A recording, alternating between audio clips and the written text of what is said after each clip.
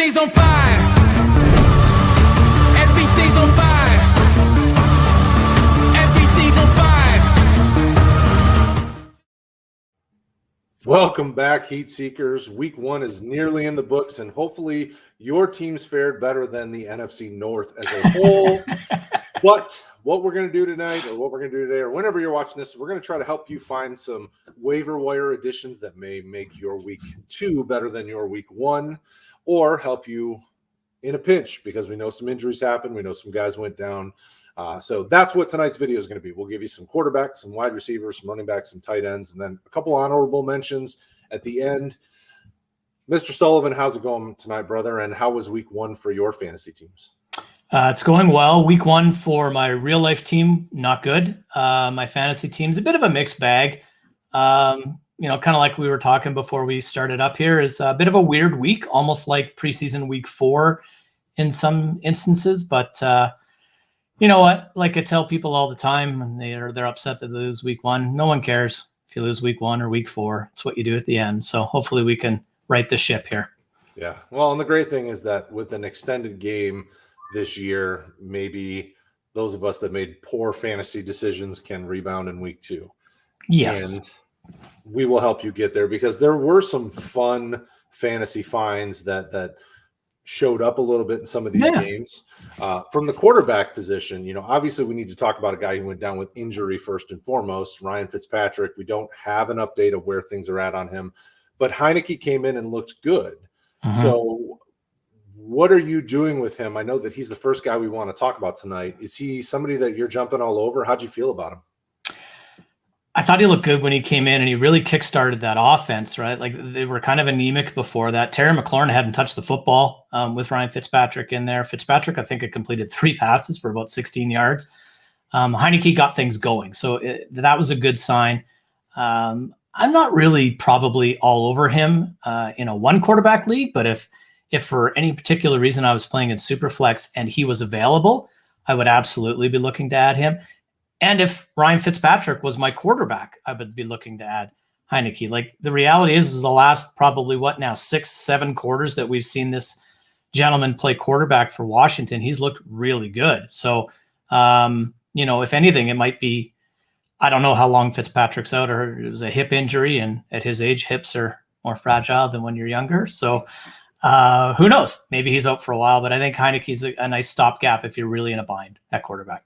Well, the nice thing is that he adds a little bit of running to his fantasy production potential. So getting a guy like this on your team, if you're in a pinch, his schedule is a little bit softer with facing the NFC East multiple games, because obviously they just faced the Chargers, so you still have 6 games in division. And we saw how the rest of the NFC East fared. I mean, that it's definitely a division that you could get some good fantasy production in, even though they all fared pretty well. I mean, I know Dallas and New York lost, but they didn't look terrible losing. And obviously the Eagles won, but we anticipated the Eagles beating Atlanta because Atlanta that for a top pick. They're in the running for worst defense in the league, I would say. Yeah, poor Deion Jones, because he's really it. Yeah. All right, so next up, old Crab Hands himself. What happened? I did not see this coming in any way, shape, or form. I have quite a few shares of Jameis Winston who are all comfortably tucked away on my bench this week. So I really thought, honestly, I thought Green Bay would probably win this football game. I thought they would be a lot more competitive, and I thought that we would see a lot more Taysom Hill, Jameis Winston sort of interchangeable. We've seen Jameis Winston throw 5 touchdown passes plenty of times, but he didn't throw any interceptions. So normally he goes, 24 for 48 for 325 with 4 and 5. He was incredibly efficient today. He only completed 14 passes. He only threw 20 passes, and 5 of them were touchdown passes. So who knows, man? Sean Payton is pretty savvy at putting together an offensive game plan. He made the most of what he had available to him. He used his tight ends a little bit. He used Kamara more on the ground than in the passing game. But again, this is another quarterback that if I'm in a super flex league, I'm totally going to take a look at bringing him onto my roster. And again, if I had Ryan Fitzpatrick or another quarterback that I'm concerned about, Jameis Winston's definitely on my short list. Well, and especially with who he's got coming. I know in week 2 Right. he's facing the Panthers. I mean, that is a defense that is ripe for the pick. And the funniest thing is, I think going into the fourth quarter, he had 4 touchdowns, but he hadn't hit 100 yards passing yet. I mean, the Green Bay defense really, for what was supposed to be a pretty stingy defense coming into the year, just gave up a lot of really strange opportunities for them. I mean, we knew Kamara was going to be very successful because he's just very dynamic. But Juwan Johnson, a guy that we will talk about later, was able to get open. And though he was a tight end, he was flexed out when he got open most of the time. He was kind of playing in the slot, and Jameis was able to really buy some time. And that New Orleans offensive line is solid. So it wasn't surprising that he had time, but he was able to bide his time, look around, make reads, and make a good decision. And he's a guy that I think going forward, you could get him in consideration to be a regular starter if you needed a quarterback in a 1 QB situation or in Superflex. I mean, Superflex, he should have been a starter. Should definitely be a starter anyway. Carolina, New England, New York, Washington, and then a bye. So they got plenty of fantasy relevant potential here for Jameis. Yeah, you could do a lot worse, than Jameis Winston on your fantasy team. And in a 1 QB league, quarterback's real deep, so you could probably get by with just about anyone, and Winston is definitely in that category. Oh, absolutely. Next up would be a guy who I think very well could be the points leader for quarterback so far this week. I think when you look at fantasy points, Jared Goff's up near the top of it. It was an interesting game. I'm going to go back through and probably watch it a couple of times just to see what happened. But Goff really started sluggishly and then came on as the game went on, found a way to distribute the ball in a lot of different ways to a lot of different guys. And I think showed you that, he can be successful without being in a Rams offense. What did you think about Goff, and how are you feeling about him? I to echo what you said, early on in that game is when I watched most of that game, and I was wondering what the heck was going on. He looked uncomfortable, to say the least. He definitely got it going later on. It seemed like the only thing he had working early was TJ Hawkinson, which doesn't really surprise me. It's kind of what I think he'll have working for him all season long. But I expect Detroit to struggle this year and to be trailing a lot this year. And, Jared Goff threw 57 times today. And I think that I don't expect him to throw 57 times every week, but if he throws 45 to 50 passes every week, I would not be surprised. So I think he's a viable fantasy quarterback based on volume alone. And there will be games where he's better than others. And we see what our division looks like. I'm not afraid to play Green Bay. I'm not afraid to play Minnesota. Chicago's defense is probably the best of the divisions, and I'm not really scared of them either. So when you get 2 games against all of those teams, I think Jared Goff has sneaky fantasy relevant upside. I definitely love him in a queue as my second quarterback in the Superflex league. I'd be very much more comfortable, but he's not that far removed from being a top 12 fantasy quarterback. So it's within the range of outcomes.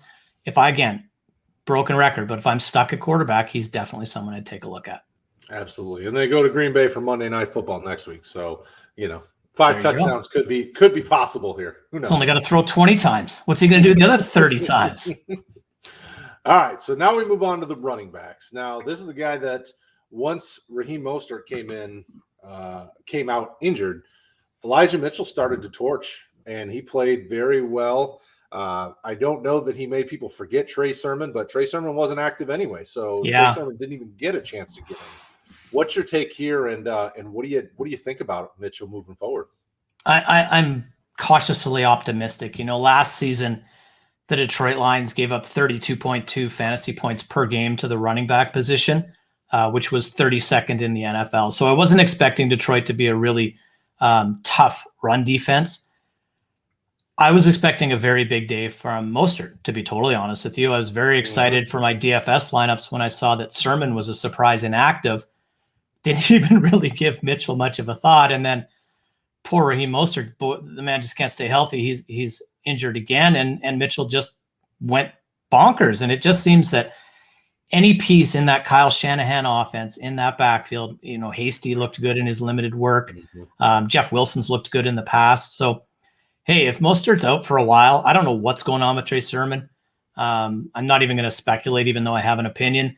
So I think Elijah Mitchell absolutely has to be someone that you look to add. When you think of how many fantasy teams have come into this season losing J.K. Dobbins, Cam Akers, Gus Edwards. I'm probably forgetting 2 or 3, the laundry list of running backs that we lost before we even started the season. Elijah Mitchell can fit on a lot of those fantasy teams. Yeah, no, I'm all in. And even pre-week 1, I had Elijah Mitchell stashed on a couple of rosters, and I'm sure I'll have to bring him up from the taxi squad just because of this game. People are going to try to snag him. I liked him at Louisville. I didn't think that, when he fell to the 6th round, I didn't really think that there was much there, but opportunity, man, it trumps everything these days. Well, and speaking of opportunity, a guy that if you've been following the channel is somebody we told you to go get before week 1, Tony Jones. Now, obviously, when you look at the stats, he was good, 4.5 yards a carry, only got 11 attempts, but if you would have played him, he would have gotten you 50 yards rushing and a reception. So he's not getting you, a double-digit point week, but he's getting you a solid, productive week. If you played, Saquon, or if you played Zach Moss, you forgot to take him out of your lineup. Like, this guy would have outpointed some of these other players that totally you should have already had him on your roster if you listen to us. I'll just put it that way. Well, and I could tell you, I rostered and started a lot of players today at the running back position that I wish were Tony Jones based on productivity that I got out of them. So I know that his numbers don't wow you, but when I look at his ownership percentage, it's like 3.5% on ESPN and 8% on Yahoo that he's rostered. He's only going to get better, and he's only going to get more opportunities. Sean Payton loves using 2 running backs. He always has. You can go all the way back to the guys that I can't remember their names now that I've gone all the way back. But he's just going to get more and more opportunity. And just looking at the stats from all of the Saints, I can't imagine they ran a lot of plays today. Like, I'm very interested to see snap counts. They couldn't have ran too many plays. Kamara didn't do too much. Jones didn't do a lot, and Winston threw the ball 20 times. So they were incredibly efficient today. I don't think they needed Tony Jones, but I definitely think he's someone. Go get him, like we've been telling you now for 2 weeks, for sure. Easily. Now, a guy that we haven't talked nearly as much about, but was highly drafted, at least in the NFL draft, and is very talented, and that's Kenneth Gainwell from Philly.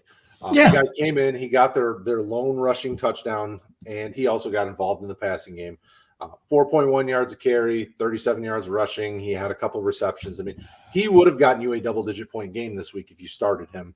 Obviously, most people weren't starting him. If somebody started him, it was probably DFS related, and they were hoping to get some big money or something. But Gainwell's a guy that you really need to make sure is on your roster because they need to use multiple running backs. They always do in Philly, whether Miles Sanders is hurt, not hurt, or otherwise. They always are going to put 2 running backs out on the field, and it looks like Gainwell has earned the right to be number 2, and somebody should be on your roster. Yeah, I was surprised, to be honest, that he was the number 2. I thought him and Boston Scott would kind of bounce it around today, but that wasn't the case. And he didn't get a ton of touches, but he did a lot with what he had, and I thought he looked pretty good. I will say I'll take a little bit of grain of salt based on who they played. So we'll see what that looks like when they play a tougher defense. Mm-hmm. But he didn't look out of place. His rushing touchdown was beautiful. I thought it was a great run. Caught the ball well, and I watched a bit of this game, and he looked good in pass protection as well. So that's going to keep him on the field. Miles Sanders has been struggling to catch the football the last, bit of last year and into the preseason. I don't think he's the greatest pass pro blocker either. So Gainwell will get his chances, and another guy that's widely available, 3.5% rostered on ESPN and 8% on Yahoo. So it's a low risk investment. Again, if you have an injured body that you want to get rid of off of your roster, you pick up Gainwell, it's easily obtained. And if it doesn't work out, no big deal. We'll be here next week to tell you who to drop them for. We will tell you next week. All right, so we're going to stick in Philly, and we're going to go with a guy that Rick and I have been banging the table for since he came out as a rookie, and that's Jalen Reagor. Now, obviously, Devonta Smith had the same amount of catches, put up better yards per catch, bigger play guy, but they both were heavily targeted. They both caught 6 balls.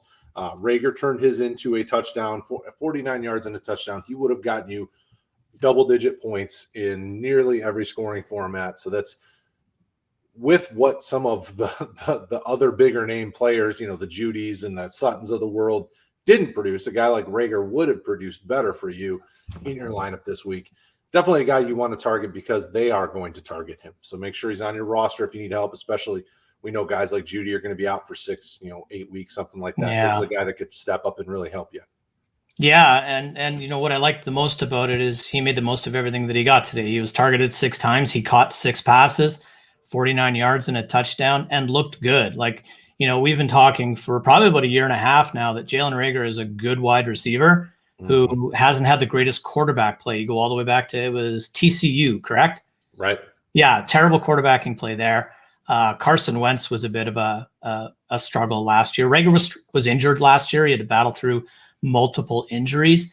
So I like the upside here. He's a little bit more rostered than most of the people we've been talking about today. He's 57% owned on ESPN, 21% rostered on Yahoo. So we might be a little bit more difficult for you to find in your leagues, but it's someone I would absolutely take a look at. I like Jalen Hurts this year, and I thought he looked good today. And again, it's just one little small asterisk there is it was Atlanta. So we'll see what it looks like next week and going forward. But it's a man who's going to be heavily involved in the offense with Smith and Goddard. Absolutely.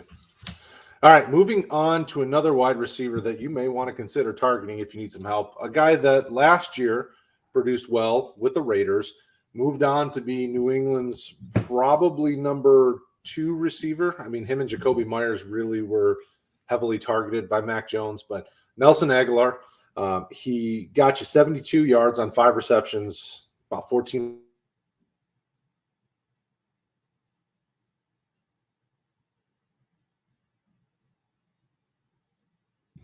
Weird. My microphone muted. Sorry, everybody. I was going to say, I kind of lost you there for a second. You lost me for a minute there. Agholor produced well with a young rookie quarterback, and that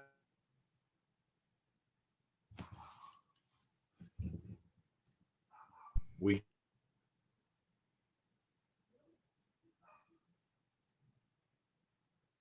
I lost you again, brother.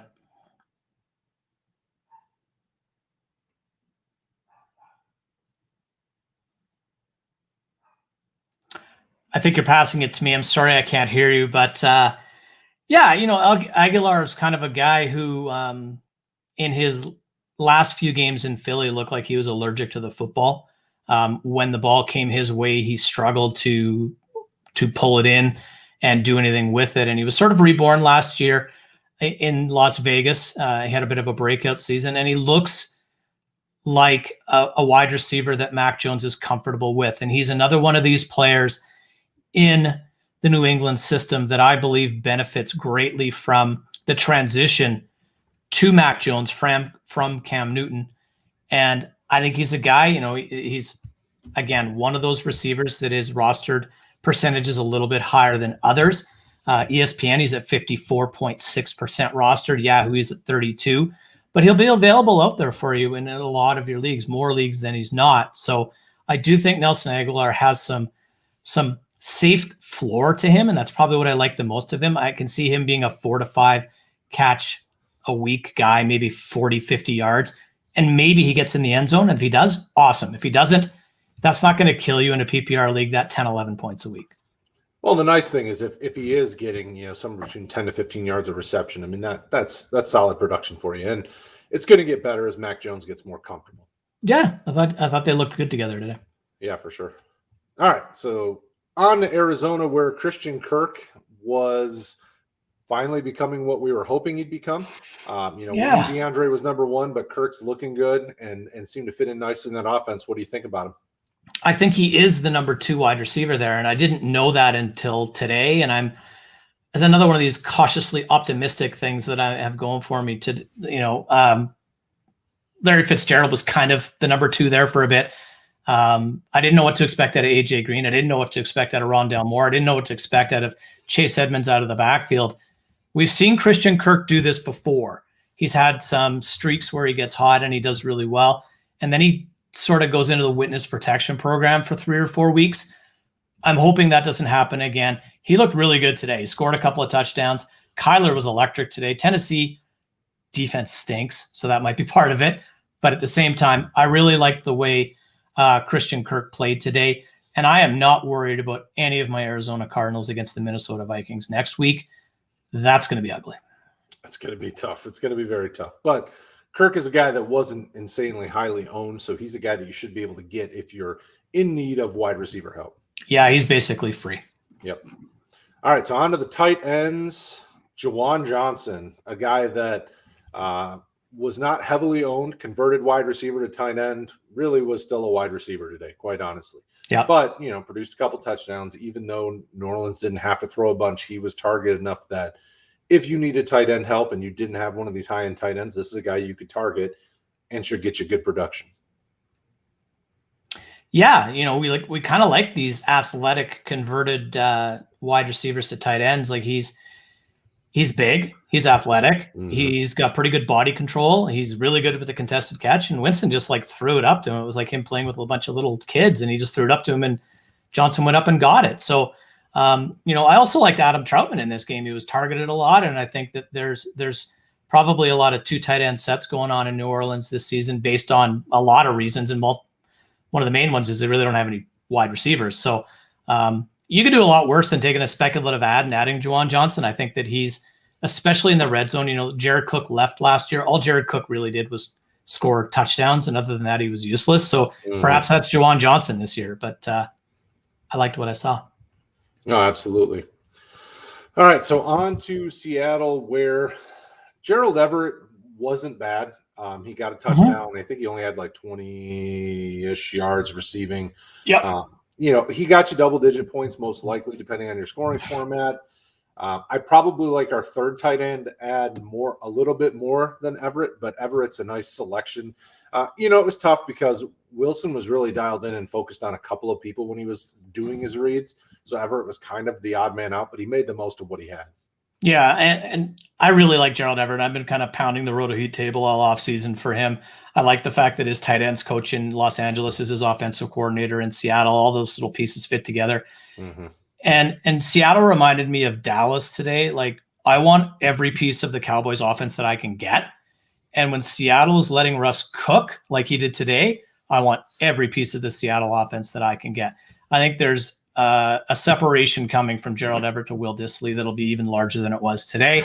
And I think he's a very viable asset inside of that offense that I'd like to roster. Yeah, absolutely. All right, so on to Cleveland, where David Njoku finally produced a fairly solid week. Austin Hooper was involved as well, but David Njoku's athleticism was on display, healthy and looked good. And, I think he had 75 or 76 yards, something like that. Didn't add a touchdown, so he probably got you right around 9 to 10 points. But as we know from Mr. Sullivan, that's tight end one type production on a magic number. It's a magic number. So between 9 and 10. So he's a guy that you should be able to get for free because I don't think anybody really rostered him as of a week or two ago. So what's your take with Njoku? 0.7% rostered on ESPN, 1% on Yahoo. So, it's a guy who 2 years ago was tight end 9, and then he followed that with a tight end 87 and a tight end 47 season. So he's kind of fallen off the radar. He has only played 15 games over the last 2 seasons combined, so that's part of it. When I was putting this list together, the third tight end changed about 9 times. Austin Hooper actually was on the list to start off with because he started off hot. And I thought, here we go, he's going to be good. But I don't know, man. Kevin Stefanski loves 2 tight end sets. He loves play action. He loves his tight ends in the red zone. Njoku looked good today. Baker looked good today. I was very disappointed that Cleveland fell apart towards the end because I thought they were going to win that football game. They look really good, and they're going to look good more often than not. I think David Njoku, he might give you some frustrating weeks because there's 3 good tight ends on that football team. Is it Harrison Bryant? Is that the Bryant? Yep. Yeah. Yep. He's rock solid, but he's a second-year guy, so he's probably not going to see as much as Hooper and Njoku. But David Njoku sort of did an undertaker and rose from the ashes today, so I was happy to see it. I like him, and I'd like to have him on my fantasy team as well. Absolutely. All right, so last but not least, we got a couple honorable mentions. We've got 2 wide receivers that, although in the midst of this recording, we haven't finished the LA-Chicago game, Van Jefferson has looked very good in his first half of football. And then Quintez Cephus, though he did not produce a ton of production, as the game got to the point where they needed to put up points, they started looking his way. He had 2 or 3 catches, 28, 30 yards, and a touchdown. And he looked good in the end zone when they threw it to him. He went up, attacked the ball at the high point, brought it down, got that touchdown. So these are a couple of wide receivers that if some of these other guys we haven't mentioned aren't available, they're definitely guys that you should target or at least consider a target because their teams do. So what's your take? I know how much you love some of these guys. Well, we kind of had some fun pre-show about Quintez Cephus. I'm not really that big a fan of his, but there is no denying that in the red zone, especially down by the goal line, Jared Goff was looking for him, and he's a big guy, and he made the most of his targets. He had a touchdown and a 2-point conversion in this one. So, hey, if the Lions can get it down there and they're looking to, let's face it, defenses are going to look to take TJ Hawkinson away as much as possible, especially in those tight spaces in the red zone. So Cephus can go up and make that contested catch. You could probably do worse than him. You just have to realize that his floor is incredibly low, and his ceiling is muted as well. But in 3 wide receiver leagues with a couple of flexes, he's absolutely roster worthy and fantasy relevant. Jefferson, I don't know about Van Jefferson. Like, man, it was like a 67-yard touchdown that he caught, and I was like, holy crap. I don't know.